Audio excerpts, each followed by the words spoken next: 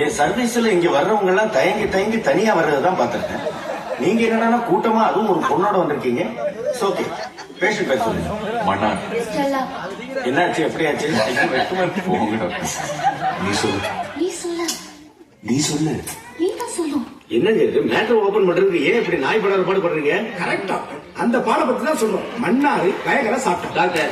ஒரு சின்ன மாத்திரை பிரச்சனை இவ்வளவு பெருசாவும் தெரியாது டாக்டர். துப்பை வெக்கமா இல்லையா உங்களுக்கு எல்லாம்? நான் தெரியாம தான் கேக்குறேன். நாம என்ன அமெரிக்காவில இருக்கோம்? இந்தியாவில தானே இருக்கோம். சம்பந்தப்பட்டவங்க மட்டும் வந்த போறாது. அதுக்கே இப்படி மனித சங்கிலி மாதிரி மானாவாரியா வந்து நிக்கிறீங்க. கண்ணால பார்த்தது நாங்க டாக்டர். நான் கண்ணால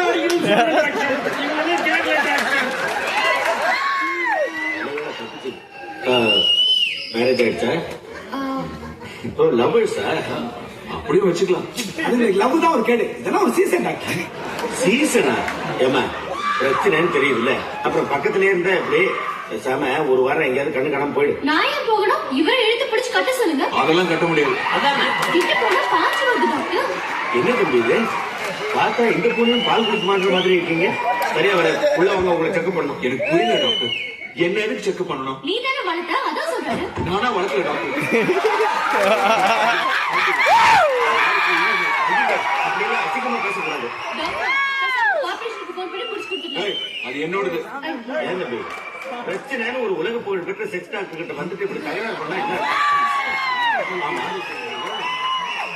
இந்த நாய் பொம்மை இதெல்லாம் டேபிள்ல அழகுக்காக வச்சிருக்கேன். அப்ப இது பெட் கிளினிக் கிடையாதா? அப்ப நீங்க ஏன் பேஷண்ட் இல்லையா? பெட் கிளினிக் கீழே இருக்கு.